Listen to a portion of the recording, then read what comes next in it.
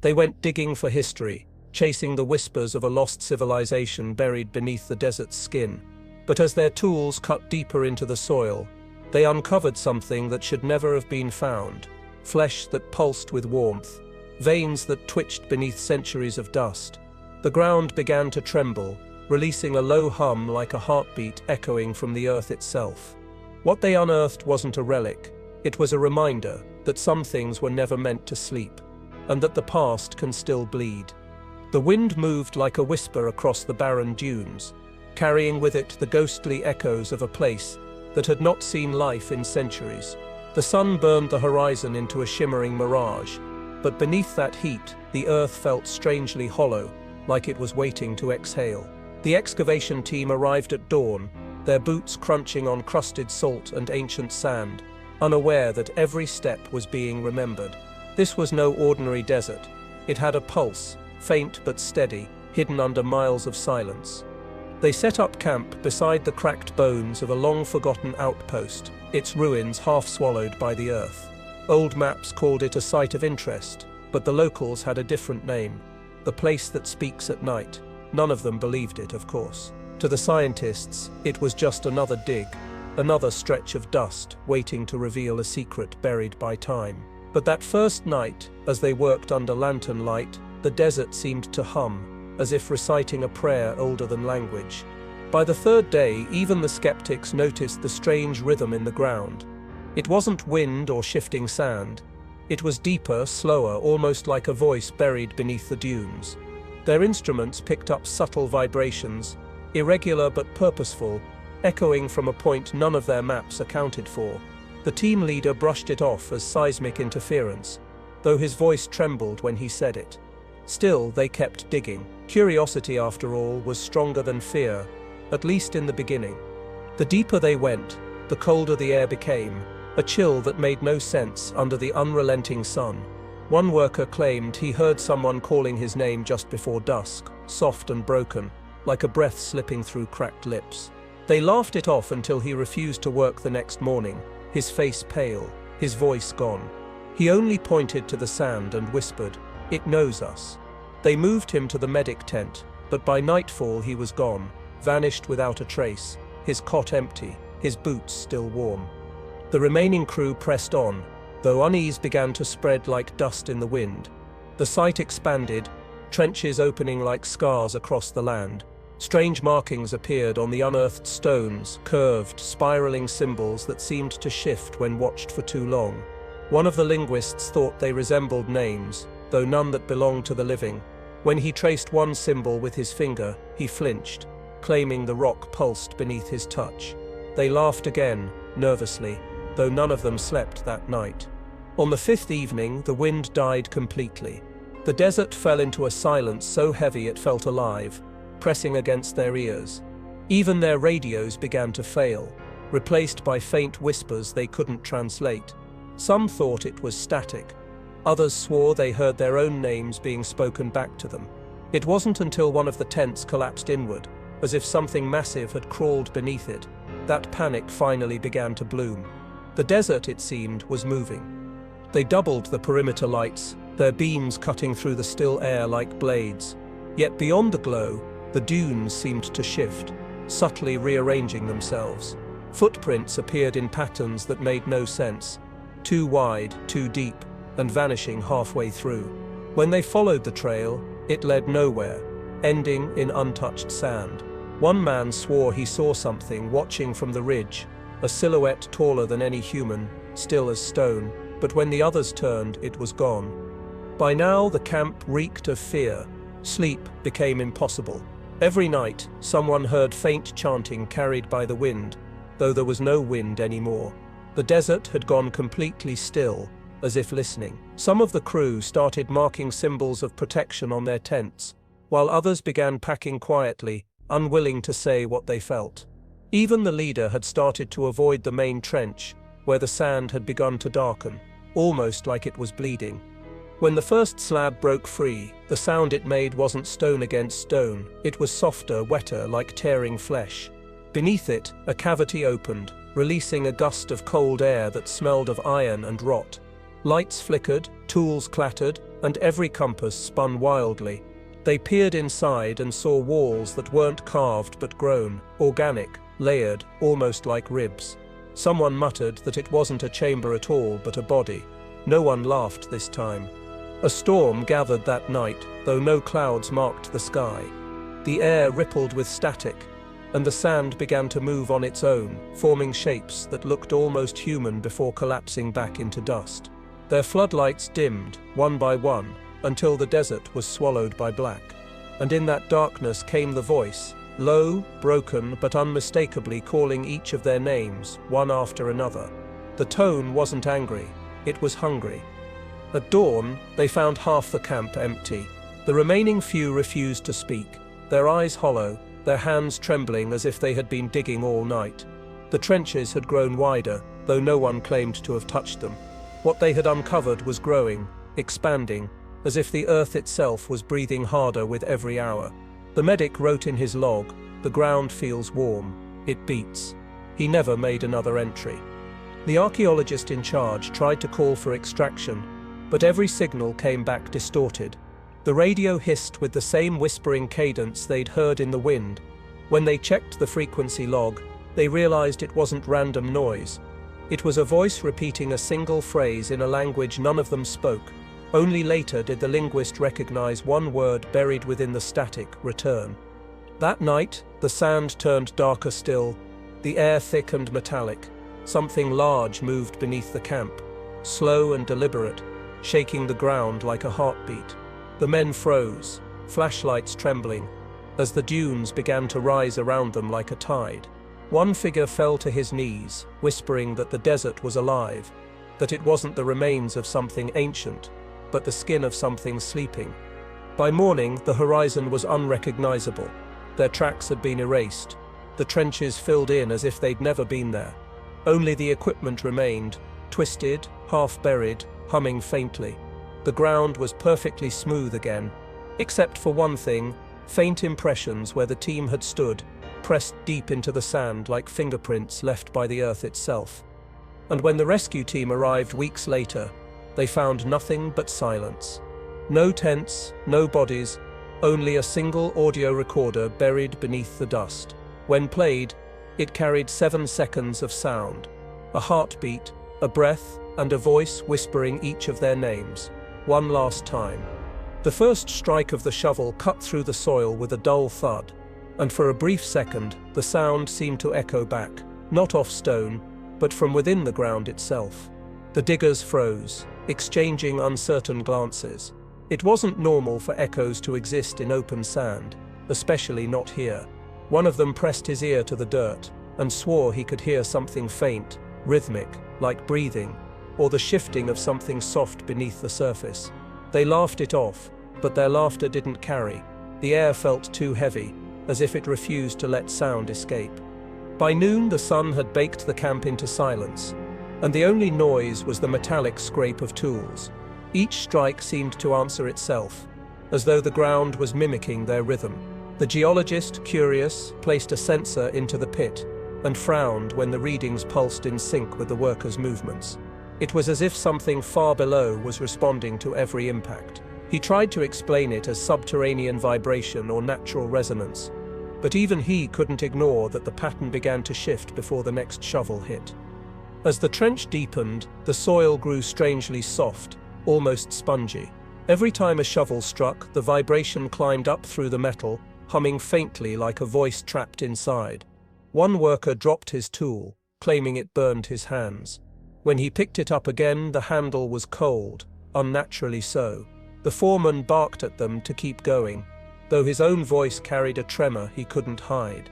The sound of digging soon became a chorus, echoed by something unseen beneath.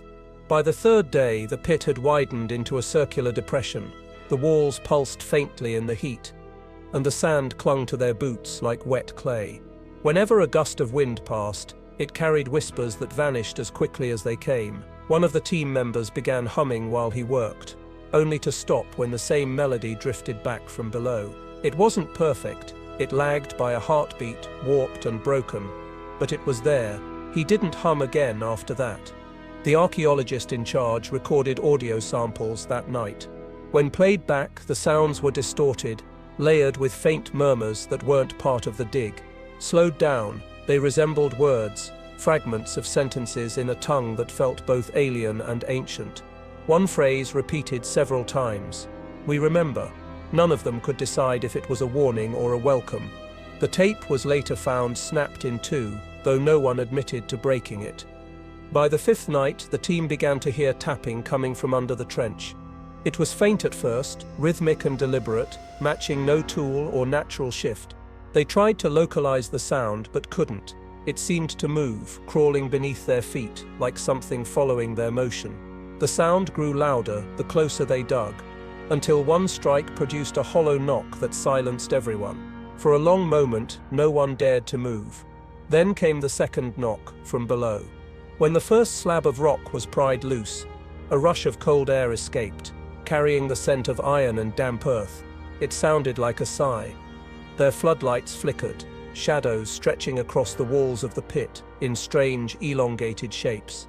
The hollow space beneath seemed deeper than their instruments could measure. The lead researcher leaned close to peer inside, but before he could speak, a faint echo rose up, a distorted replay of his own breath, delayed by seconds, as if the earth had inhaled it and was giving it back. They lowered a probe into the cavity, its camera descending through darkness that seemed to thicken the deeper it went. For a moment, all they saw was dirt and stone, until the lens caught movement. Something shifting out of view, too large to be human, too slow to be wind. The feed cut off abruptly, replaced by static and faint, wet sounds like dragging flesh. When the camera was retrieved, its casing was warm to the touch, though it had been underground for only a minute. The foreman insisted they seal the pit until morning. No one argued. But that night, every tent in camp trembled as if the ground itself was breathing. The tapping returned, louder, faster, echoing up from beneath the soil. Some described it as knocking. Others said it sounded like hands scraping against stone. When dawn came, they found new cracks forming along the trench walls, curving outward like something was pushing from below. The geologist took core samples and found that the lower layers of sand were mixed with a strange, fibrous material, organic, sinewy, almost muscular. He tried to burn a sample, but it only sizzled and released a smell like blood and ozone. Whatever it wasn't sediment or root. It pulsed faintly under the microscope, like tissue reacting to light. He didn't tell the others what he saw in that sample, something that looked like a fragment of a fingerprint pressed into the grain. As the team prepared to dig deeper, a low hum filled the air. Their equipment began to vibrate, metal against metal, though no wind stirred. Every sensor spiked simultaneously, registering a steady frequency below human hearing. The sound made their bones ache, as if the ground itself was resonating through them. The linguist whispered that it wasn't a frequency, it was a voice, stretched and slowed until it became vibration. No one laughed this time. By evening, strange impressions began to appear in the sand around the camp, spirals, arcs, and shapes that resembled human ribs or vertebrae. The team thought it was wind erosion, until they realized the markings formed overnight and matched no natural pattern. When they tried to photograph them, every image came out blurred, distorted by motion even though nothing had moved. The longer they stared, the more the shapes seemed to sink deeper into the soil, as if retreating from the light. The following night, the echoes grew stronger, clearer. Now they weren't random noises, but distinct repetitions of the crew's own voices. Every command shouted into the pit came back seconds later, mimicked perfectly but with a tone that sounded older, strained. It wasn't mere reflection, it was imitation. When one of the men cursed, his words returned warped into a broken laugh. They stopped speaking after that, resorting to gestures, afraid of hearing themselves answered. The next morning, one of the workers was gone. His shovel lay beside the trench, its metal blade half melted. In the sand where he'd stood was a deep imprint of his boots, and beside it, a second, larger print that didn't belong to any human. It sank nearly 2 feet deep, with long impressions that looked disturbingly like fingers. They filled the hole with loose sand, but the echoing stopped for the rest of the day, as if the ground had gone back to sleep. At dusk, however, the silence broke. A deep resonance rippled across the dig site, shaking the floodlights and rattling every tent pole. The vibration grew into a steady thrum, a rhythm that matched the human heartbeat. Then came the final echo, not a reflection, but a response. A voice emerged from the depths, faint yet distinct, whispering words they didn't want to understand. The linguist, pale and trembling, translated only two of them before losing his composure completely. Still here. When the sun rose again, the trench had collapsed inward, sealing itself. The air above it shimmered as if alive with heat, though the morning was cold. All that remained was the sound of the wind brushing over the camp, carrying with it a faint echo of voices, digging, striking and calling, forever repeating beneath the shovel's edge. When they first uncovered the object, it didn't look extraordinary, just a rough slab buried beneath centuries of compacted sand and clay. Yet the moment it was exposed to air, a strange vibration ran through the ground. The instruments flickered, the air monitors glitched, and a low hum filled the trench. The object wasn't stone at all. Its texture shifted with light, appearing almost fleshy in certain angles. One worker described it as breathing, though none dared to confirm it aloud. What they had unearthed was not a relic, but something that reacted. They cleared the area around it carefully, brushing away debris. But every touch left a faint imprint, as though the material absorbed pressure, like skin. The archaeologist noted its surface temperature, far warmer than the surrounding soil. When he placed his hand near it, he swore he felt a faint pulse. The others laughed nervously until their equipment started picking up low-frequency oscillations that matched a heartbeat. The object wasn't decaying or fossilized, it was alive. A biologist was called in from the nearby base, and his initial reaction was disbelief. He sliced off a small sample with a sterilized scalpel, but the cut sealed itself before he could lift the fragment away. The instrument snapped in his hand. Under the magnifying lens, the surface seemed to ripple with microscopic movement, like cells dividing in fast motion. The team stared at it in silence, each of them feeling a collective shiver crawl up their spine. Whatever this was, it didn't want to be studied. By nightfall, the camp was restless. The hum persisted beneath their feet, steady as a mechanical heartbeat. Their lights flickered in time with it, a pulse of brightness matching some unseen rhythm underground. When the geologist measured the vibrations, he realized the frequency wasn't random. It was changing, adapting, like a signal responding to observation. The longer they monitored it, the stronger the hum became, as if the thing beneath them was listening. On the fourth morning, the object began to change color. Its dull gray turned a deep reddish tone, like drying blood. Fine veins appeared across its surface, pulsing faintly. The air around it grew heavy, metallic, almost suffocating. When one of the researchers reached too close, a sharp hiss filled the trench, and the sand beneath him shifted. He stumbled back just in time to see a small fissure open along the slab, releasing a thin mist that smelled faintly of decay and salt water. The mist moved with purpose, curling upward as if searching. Fear began to spread through the team like infection. They wanted to cover it again, to bury whatever they had awakened, but the site director insisted on continuing. He claimed it was the find of the century, a biological structure predating any known civilization. His confidence faded when the ground near the pit began to move, swelling upward as if something massive shifted beneath the sand. By the time he ordered them to stop, the tremors had already begun. That night, their monitors went wild. Seismic sensors registered deep movement across the valley floor, but no natural event could explain the patterns. The vibration was too rhythmic, too deliberate.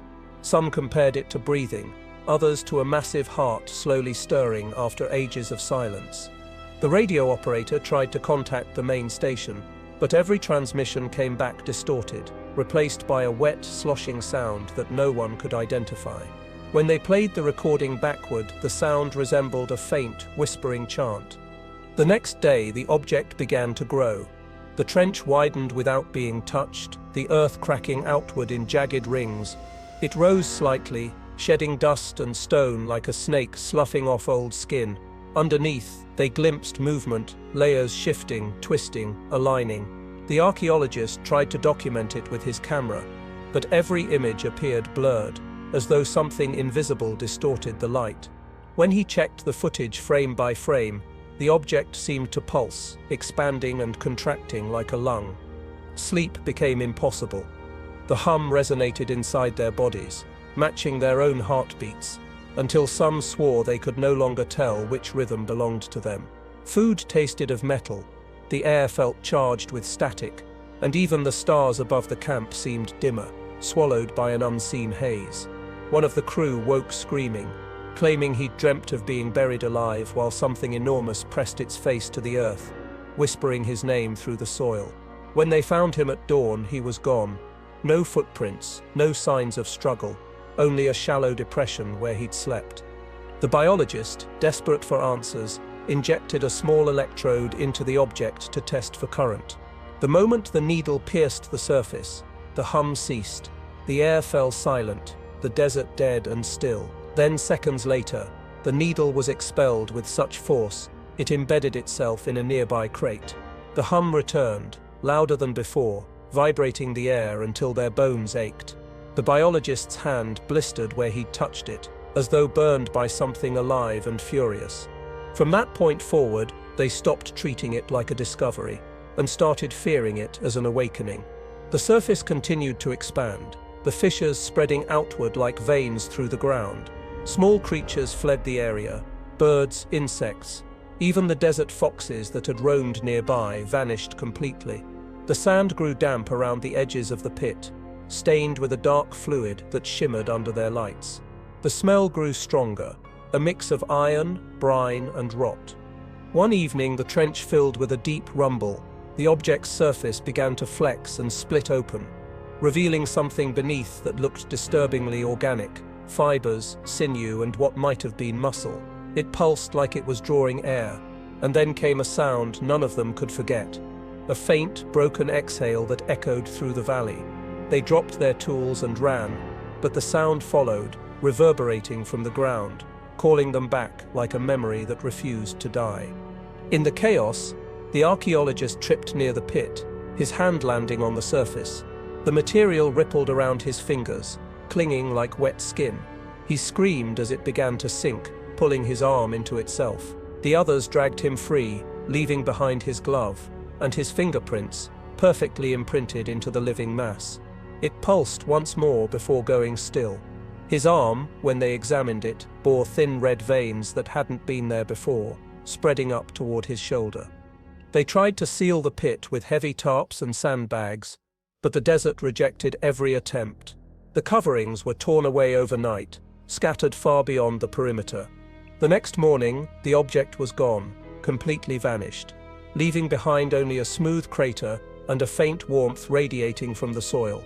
For a moment, they thought it had died, until the geologist felt the ground tremble again and whispered, "It moved." When they finally abandoned the site, no one spoke. Their equipment was left behind, their notes burned. Yet as they drove away, the hum returned faintly through the truck's metal frame, resonating in every bolt and beam. It followed them across the dunes, faint but steady, like a heartbeat echoing from the earth. The discovery hadn't been left behind. It was still alive, still remembering, and it had learned the sound of their names. The storm arrived without warning, sweeping across the excavation site in a curtain of sand and static. The sky turned copper, the horizon vanished, and the wind howled like something alive. The crew scrambled to secure their tents, but the ground itself began to tremble, not from thunder but from something deeper, something remembering. Beneath their boots, the earth rippled as if something vast stirred below, breathing in time with the storm.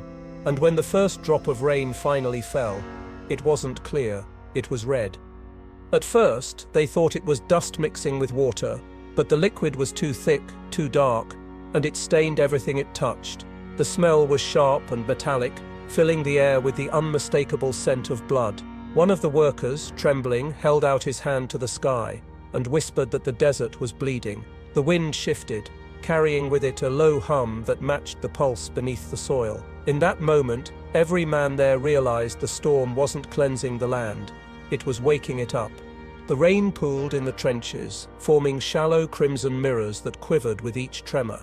Beneath those surfaces, shapes began to move, slow, uncertain, like shadows learning how to crawl. The archaeologist stared into one of them and swore he saw a reflection that wasn't his own eyes open, unblinking, staring back from beneath the water. When he blinked, it was gone. But the next time he looked down, he saw ripples forming words, faint but deliberate. "You found us." They retreated to the tents, but the storm refused to die. The thunder rolled low and constant, almost like growling. The ground pulsed underfoot, sending vibrations through their metal equipment, each one resonating like a heartbeat. The biologist recorded the frequency and discovered it was identical to the pulse they'd measured from the living object days before. Somehow, the soil itself had synchronized to that rhythm. The ground wasn't reacting, it was remembering. As the storm raged on, the trenches began to collapse, revealing more of the strange organic surface beneath. It glistened wetly under the red rain, a patchwork of veins and sinew stretching for meters in every direction. The crew backed away, terrified, but one man stumbled, his boot breaking through the surface. He screamed as it wrapped around his foot, tightening with a wet sound like suction.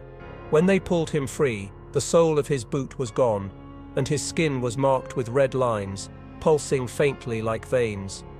They tried to flee, but the sand outside had turned to mud, trapping the wheels of their vehicles. Each attempt to dig out only seemed to make the ground angrier. The vibrations grew stronger, knocking tools from tables and cracking the ground in long, jagged lines. Through the noise of the storm came another sound, faint, rhythmic, like the distant march of feet. It was moving toward them. The realization came too late. The ground wasn't just remembering life, it was remembering movement. The archaeologist, half mad with fear, shouted that they had awakened something ancient, something that had once walked the earth and now wanted to rise again. The others dismissed his rambling until the mud at the edge of the site began to bulge, forming what looked like a shoulder, then an arm, then something larger pushing up through the surface. It wasn't fully formed, its shape still half liquid, but it moved with horrifying purpose. The earth was recreating flesh. When the stormlight flashed, they saw more of them, shapes pressing against the surface, faces forming and dissolving in the muck, mouths opening in silent screams. The ground pulsed like muscle, spasming with life that shouldn't exist. One of the floodlights burst, sending the camp into strobe-lit chaos. In those broken flashes, it almost looked like the earth was crawling with bodies, unfinished, half-grown, merging and separating in grotesque rhythm. The biologist collapsed near the trench, clutching his chest. He claimed he could feel the heartbeat beneath him, hammering in sync with his own. "It knows us," he gasped, before his pulse began to slow on its own, each beat stretching longer until it stopped entirely. Yet his body didn't fall. It stood upright for a few seconds, twitching, as the ground beneath his feet began to move, pulling him down inch by inch, until only his face remained above the surface, eyes open, staring. By dawn, the storm had weakened, but the land was forever changed. The once dry desert now gleamed wet and red, the surface rippling like liquid muscle beneath a thin crust of dirt. Every footprint they had made was filled with dark water that shimmered as though alive. When one of the surviving workers stepped forward, the ground beneath him sighed, an unmistakable sound of exhalation. They all froze, realizing the desert was breathing again, slower this time, like it was tasting the air. The archaeologist tried to record what remained of the event, but his voice trembled uncontrollably. "It's absorbing," he said into the recorder. "The soil is taking everything. The water, the blood, the heat. It's feeding." Before he could continue, a rumble interrupted him, and his tent collapsed inward as though struck by invisible hands. He was never found, though his recorder was recovered days later, still running, still capturing the sound of wet breathing beneath the static. When the rescue team finally arrived, they found the site deserted, the landscape unrecognizable. The trenches had filled completely, the equipment half buried in a slick layer of hardened crimson clay. The ground was warm to the touch, vibrating faintly with what one geologist described as the rhythm of something alive but sleeping. They detected high traces of iron in the soil, enough to suggest blood had seeped deep into the layers below. Samples were taken, but none survived long. Every container that held the soil eventually cracked, as if pressure built from within. Microscopic analysis revealed something impossible: living cells, still active, replicating slowly even after removal. The scientists couldn't explain it. The samples were destroyed under quarantine orders, though the lab technicians reported hearing faint whispering from the sealed containers before they burned. Years later, satellite imaging showed subtle shifts in the terrain where the dig site once stood. The ground appeared to breathe, expanding and contracting over time, almost imperceptibly. Locals began avoiding the area entirely, claiming they heard voices when the wind blew across the dunes. Some said they saw figures walking the ridges at dusk, tall, featureless silhouettes that left no footprints. The earth, it seemed, still remembered those who had disturbed it. And as the years passed, the desert grew redder. Each rainfall carried that same metallic scent, and the soil darkened with every storm. The official reports called it an iron-rich phenomenon, but those who had been there knew better. The land was alive now, and it carried a memory it refused to forget. For when the wind fell silent and the sky dimmed to blood, you could still hear it breathing, slow, deep, patient, as if waiting for the next touch of a shovel to remind it how to bleed again. It began with the trembling of the ground, faint and rhythmic, as if something vast beneath the soil was relearning the pattern of life. The remaining crew stood at the edge of the pit, watching the sand rise and fall like the chest of a sleeping giant. The hum they'd grown used to over the past nights had deepened into a pulse, slow, steady, deliberate. The archaeologist whispered that the earth was imitating them, that it had memorized the sound of their hearts. No one laughed this time. There was no room for disbelief anymore. The sun hung low, a dull red orb in a sky thick with dust. Their shadows stretched long across the sand, twisting as if alive. The trench had widened again during the night, but not from collapse. Its edges had pulled outward in smooth arcs, as though carved by a hand that understood shape. The surface at the bottom was no longer dry or cracked. It shimmered faintly, glistening with moisture. The air smelled faintly of salt and iron, and when one of the men leaned close, he swore he felt the faint exhale of warm air against his face. They lowered a camera into the pit, hoping to capture proof before sealing the site for good. The feed flickered with static, the lens fogging despite the arid heat. At first, all they saw was darkness. Then, movement, slow, deliberate undulation, like muscle stretching after too long a sleep. A ripple passed through the mass, followed by the unmistakable rise and fall of breath. The archaeologist whispered, "It's alive." The words seemed to sink into the soil, absorbed and echoed back as a soft vibration. By nightfall, the hum had turned into a low, steady breathing, audible now, not just felt. The ground rose and fell in rhythm, every inhale shaking the sand loose from their tents, every exhale stirring a faint wind that carried the scent of decay. One of the floodlights fell into the pit, shattering on impact. For a brief instant, the glass illuminated the surface below, and they saw it, pale, veined and slick, stretching outward like living flesh under a thin skin of dust. It moved as if recognizing the light, curling away from it like a creature protecting its eyes. The biologist, trembling, muttered that it must be a massive biological formation, some kind of organism preserved beneath sediment, but when they tried to measure its movement, their instruments failed. The readings didn't align with any natural rhythm. They shifted unpredictably, almost playfully, as though the thing below was aware of being observed. The more they monitored it, the stronger the response became. The breathing grew faster, more labored, as if something deep below was struggling to remember how. Around midnight, the sound changed. The exhalations turned wet, ragged, almost human. It wasn't mere air moving through earth anymore, it was the beginning of speech. The wind carried broken sounds, the rough imitation of voices, fragments of the crew's own words thrown back at them out of sync. It wasn't repeating mindlessly, it was learning. When one of the men shouted, "Stop it," the echo came seconds later, quieter, but with tone, "Stop it." It wasn't the same voice, it was lower, older. Fear fractured the group. Some wanted to flee, others wanted to destroy the site entirely. But the lead archaeologist insisted on staying, claiming this was no monster, but a lost intelligence rediscovering life through imitation. His conviction wavered when the ground began to form shapes, impressions of ribs, spines, and hands pressing outward from beneath the surface. Each detail appeared, then vanished, like the earth was trying to remember what a body felt like. By morning, their camp was surrounded by strange indentations. They looked like footprints, but each was warped, too long, too deep, as if made by something dragging itself across the surface.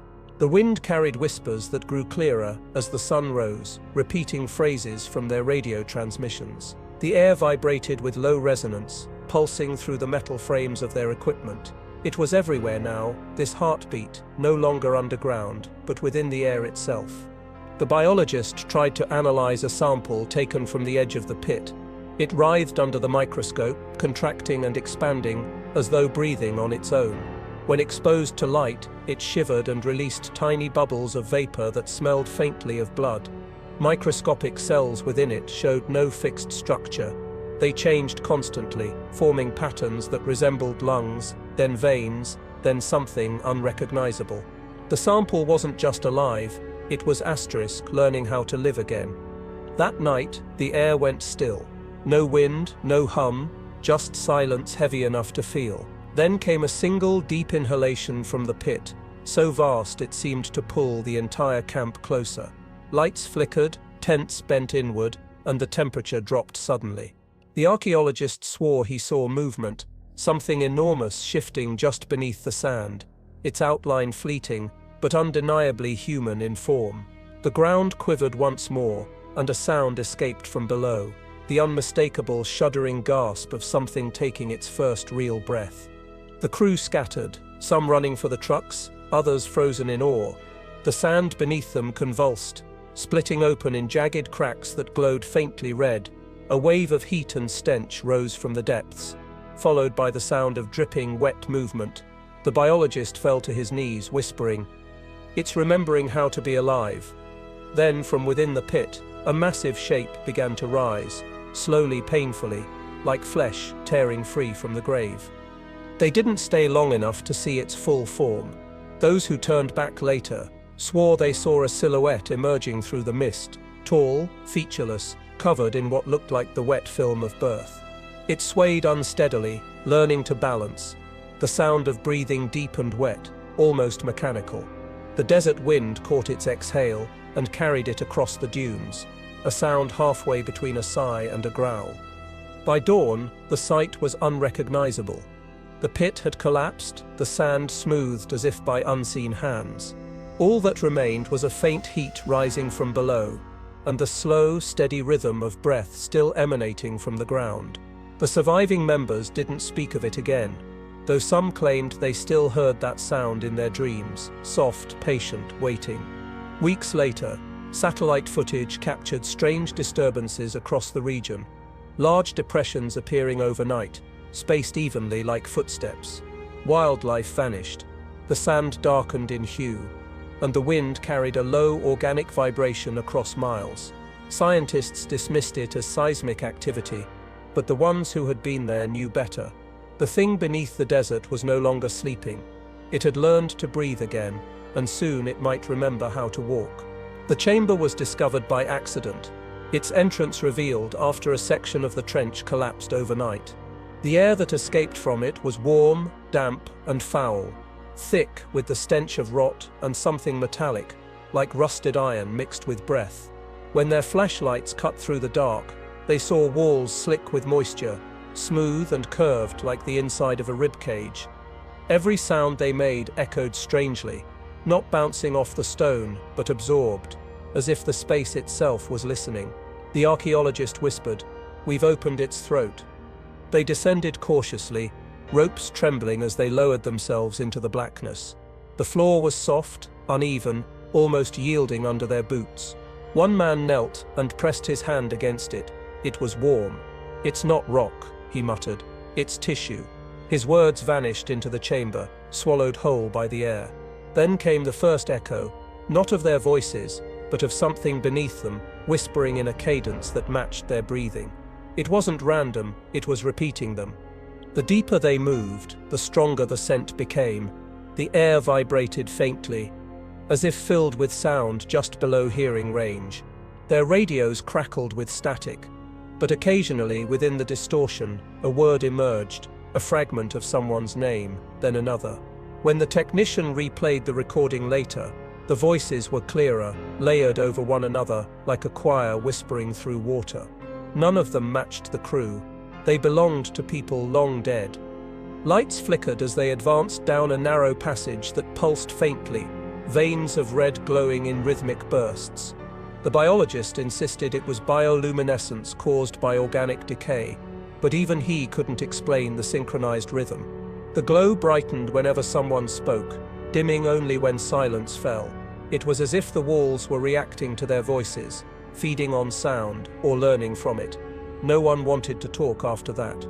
At the end of the passage, the space opened into a vast hollow, a chamber large enough to swallow their entire camp. The ceiling undulated faintly, and from its surface hung strands of what looked like dried sinew or roots, glistening in the faint light. Pools of dark liquid dotted the floor, each one rippling though no air stirred them. The archaeologist leaned close to one and froze. His reflection was missing. Instead, the surface showed shifting faces, pale and eyeless, moving in slow silence. When he tried to back away, a whisper rose from the pool, soft, desperate, unmistakably human. It spoke his name. The others heard it too. The sound came not from one source but from everywhere, the walls, the floor, the air itself. The chamber was speaking now, mimicking, merging their words into something new. Then came laughter, faint and broken, echoing like a breath that didn't belong to lungs. The ground beneath their feet pulsed in response, alive with something ancient and patient. They fled toward the passage, but the way back seemed longer now. The floor rippled, the walls closing slightly as if breathing them in. The hum returned, louder, layered with countless murmurs all speaking at once. One of the men screamed as the rope around his waist jerked downward. Something below had caught it. When they pulled, the tension snapped, sending echoes of his scream reverberating through the chamber long after he was gone. But the echoes didn't fade. They began speaking his words back to them perfectly. Outside the chamber, the sensors registered massive fluctuations in air pressure.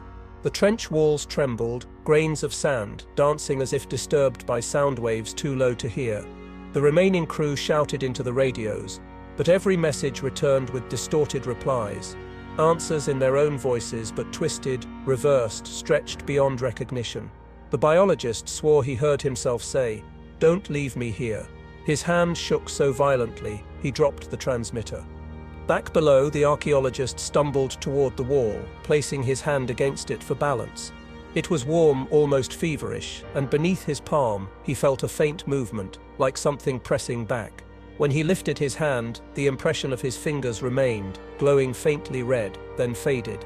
A sound rose beneath him, a long inhale, followed by a slow, wet exhale that filled the chamber with mist. He realized with horror that the place wasn't an empty cave. It was a living lung. The biologist tried to record the phenomenon, pointing his camera at the walls, but the footage came back warped. The image bent inward, as though the lens itself were being pulled. In the recording, faint faces appeared within the mist, some human, some distorted beyond reason, all mouthing silent words. The deeper he zoomed, the more the air seemed to pulse, each movement producing faint whispers that crescendoed into something resembling a chant. But the words were clear only for a second. We breathe again. One by one, the lights began to dim. Their headlamps flickered, batteries draining faster than possible. The glow from the walls pulsed stronger, filling the void with red light that seemed to move in waves. Each pulse was followed by a low vibration, like a heartbeat struggling to find rhythm. Then, without warning, the floor split open slightly, a crack exhaling warm air that carried the faint stench of blood. And from that fissure rose voices, thousands of them, crying, laughing, whispering all at once. The archaeologist fell to his knees, covering his ears, but it didn't help. The sound was inside them now, vibrating in their bones. The chamber wasn't echoing, it was communicating. The words took shape, layered with pain and awe, describing memories of drowning in earth, of flesh turning to dust, of waiting for someone to remember. Then, in one collective breath, the voices spoke in unison. "You found us." The lights went out. When the survivors stumbled out hours later, their eyes were wide and unfocused. They spoke little, their words clipped and uncertain. One man muttered that the air above ground felt wrong, that it was too still, too clean. They left the site behind without collecting their tools, terrified that even noise might draw the voices back. The last to leave, the archaeologist turned once more toward the trench and swore he heard a faint whisper carried by the wind. It said his name, softly, gently, almost lovingly. Days later, workers sent to seal the site reported strange phenomena. Their radios played faint murmurs even when switched off. Vibrations rippled through the sand at regular intervals, almost like breathing. The trench filled itself gradually, the earth sinking in as if swallowing what remained. When they tested the air near the entrance, it contained traces of oxygen levels inconsistent with the atmosphere, too rich, as though something below was exhaling. Weeks passed, and the voices did not fade. At night, locals claimed to hear distant chanting carried by the wind, rhythmic and sorrowful, as if the desert itself was mourning. The scientists called it acoustic illusion, but those who had entered the chamber knew better. The earth had awakened memory within itself, a choir of the forgotten now learning to speak again. And somewhere below, in that dark and breathing void, the voices waited, whispering to the soil above, "We are not done." The desert was quiet that evening, unnaturally so. The wind had stopped blowing, and even the insects had disappeared, leaving behind only a silence that pressed against the skin like a weight. The remaining crew sat around the flickering lanterns, their eyes hollow, their voices hushed. Every now and then, the ground trembled, softly at first, like a sigh. None of them spoke about it, though they all felt it. The earth wasn't shifting anymore, it was breathing again. By midnight, the horizon began to glow faintly, a sickly amber hue that had no source. The air grew thick, almost liquid, clinging to their lungs with each inhale. One of the men pointed toward the dunes and froze. The sand was moving, rolling in slow waves as if something massive was stirring beneath it. Their radios crackled to life without being touched, the speakers hissing with faint whispers. Among the static, one word repeated, slow and drawn out, "Return." They scrambled to the trucks, but the engines refused to start. Every electrical device sputtered, then died, leaving them in a ring of dim, flickering lantern light. The air pulsed in waves, and the sand around them began to rise in patterns, circles, spirals, shapes resembling hands pressing outward. The biologist fell to his knees, whispering that the land was remembering them. Then, the ground beneath their camp opened with a groan so deep it rattled their bones. The fissure stretched wide, swallowing half the site in seconds. Tents vanished, crates tumbled inward, and the sound that followed was not that of stone breaking. It was wet, heavy, alive. Something below was shifting, pulling, reclaiming what it had given up. The archaeologist shouted orders, but his words were lost in the noise. The ground answered him instead, mimicking his voice, twisted and warped, saying his own words back to him like a mocking echo. A tremor threw them to the ground. The soil felt soft now, pliant, pulsing beneath their palms like the surface of some great beast. Every breath of wind carried whispers, not of words but of names, their names spoken in perfect rhythm. It wasn't the earth they stood on anymore, it was something else, something aware. They could feel it moving beneath them, slow and deliberate, like fingers curling inward to close a fist. When the first of them fell, it was quiet. The sand simply gave way beneath his feet, swallowing him whole without struggle or scream. The others ran, scattering in every direction, their boots sinking into soil that clung like flesh. The earth rippled beneath their steps, reacting to every movement. The biologist shouted that it was alive, that they had reawakened something that should have remained dead. The reply came in a tremor that knocked them all down. "We never died." The fissure grew wider, glowing faintly red from within. A hot wind rushed upward, reeking of blood and salt. The archaeologist leaned over the edge, and what he saw made him drop his lantern.